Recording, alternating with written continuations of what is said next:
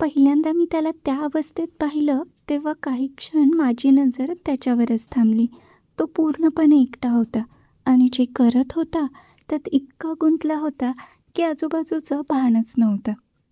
दुरून पाहताना मला फक्त एकच विचार येत होता, त्याच्याजवळ जावं, त्याला मदत करावी आणि त्याच्या चेहऱ्यावरचं ते गंभीर भाव का आहेत हे जाणून घ्यावं. पण मी काही क्षण तिथेच उभी राहिले, कारण तो जे करत होता ते खूप मनापासून करत होता.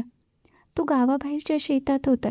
पावसाळा नुकताच सुरू झाला होता आणि तो एकटाच नवीन आंब्यांची रोपं लावत होता. सगळे मजूर निघून गेले होते. सूर्य मावळतीला आला होता, पण तो अजूनही चिखलात उभा राहून काम करत होता. त्याच्या कपड्यांवर माती लागली होती. हात पूर्ण चिखलाने भरले होते, पण तरीही त्याच्या चेहऱ्यावर समाधान होतं. मी दुरून बराच वेळ त्याला पाहत राहिले. शेवटी राहवलं नाही. मी त्याच्याजवळ गेले आणि म्हणाले, अजून किती वेळ करणार आहेस हे? तो दचकला. मग मला पाहून हलकंसं हसला. जोपर्यंत शेवटचं रोप लावत नाही तोपर्यंत, तो म्हणाला. मी आजूबाजूला पाहिलं. अजून खूप रोपं बाकी होती. मी काही न बोलता एक रोप उचललं आणि त्याच्या शेजारी जाऊन बसले. तो आश्चर्याने माझ्याकडे पाहू लागला. तुला हे जमतं? त्याने विचारलं. मी हसत म्हणाले, नाही, पण शिकता येईल. त्याच्या चेहऱ्यावर पहिल्यांदाच मोठं हसू उमटलं. मग आम्ही दोघं मिळून रोप लावू लागलो, गप्पा मारू लागलो आणि वेळ कसा गेला ते कळलंच नाही. शेवटचं रोप लावल्यानंतर तो एक काही क्षण शांत उभा राहिला. समोर पसरलेलं शेत पाहत म्हणाला, काही वर्षांनी ही सगळी झाडं मोठी होतील. मी त्याच्याकडे पाहिलं. तो पुढे म्हणाला, आणि जेव्हा आजचा दिवस आठवेल त्या क्षणी मला जाणवेल मी त्याच्याजवळ गेले, कारण तो रोप लावत होता म्हणून नाही, तर तो एकटा स्वप्न उभारत होता. आणि नकळत मला त्या स्वप्नांचा भाग व्हावंसं वाटू लागलं होतं. त्या दिवशी शेवटचं रोप लावल्यानंतर आम्ही दोघंही काही वेळ शांत उभे होतो.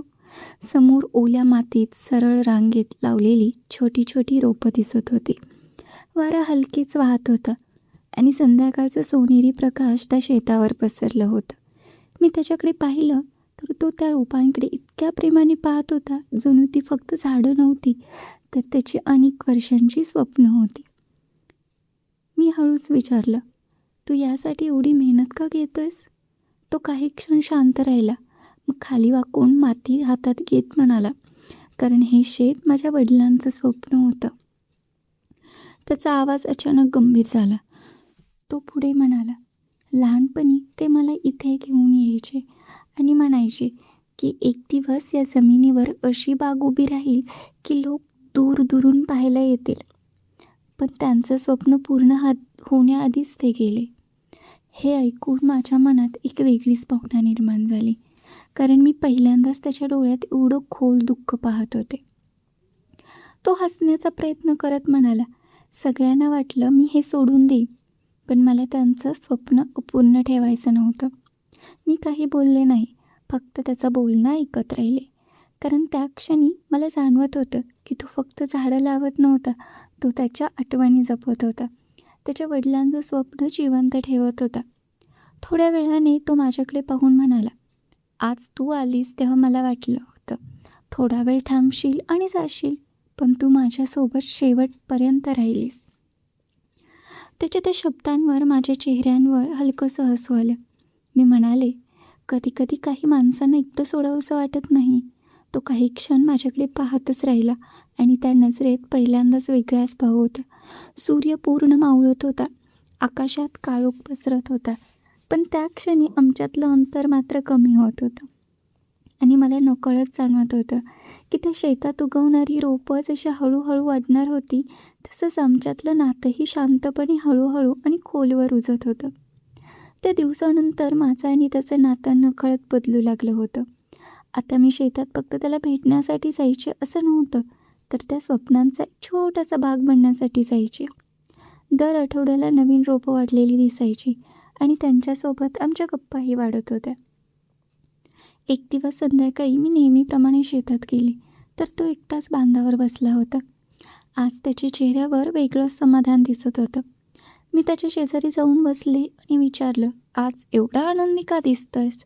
तो हसला आणि समोरच्या रोपांकडे बोट दाखवत म्हणाला, बघ, पहिली फुलं आली आहेत. मी आश्चर्याने समोर पाहिलं. खरंच काही रोपांवर लहान लहान फुलं उमलली होती. त्याच्या डोळ्यात चमक होती, जणू एखाद्या मुलाला त्याचं हरवलेलं खेळणं परत मिळालं होतं. तो हळू आवाजात म्हणाला, बाबा असते तर आज खूप आनंदी झाले असते. हे बोलताना त्याचा आवाज थोडा भरून आला. मी काही बोलले नाही, फक्त त्याच्या हातावर हलकेसे हात ठेवले.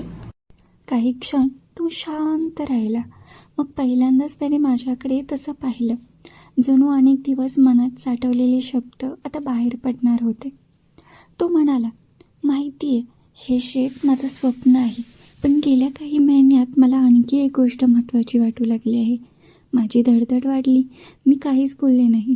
तो हसला आणि पुढे म्हणाला, या सगळ्या प्रवासात माझ्यासोबत चालणारी व्यक्ती.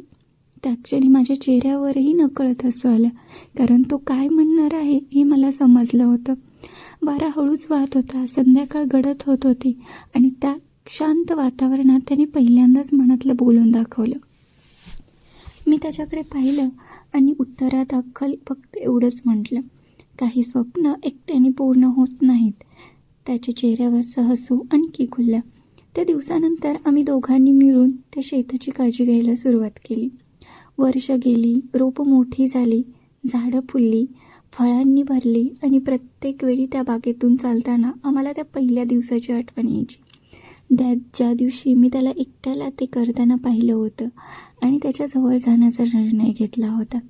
कारण कधीकधी आयुष्यातली सर्वात सुंदर नाती एका साध्या क्षणातून सुरू होतात आणि मग हळूहळू संपूर्ण आयुष्याचा भाग बनून जातात.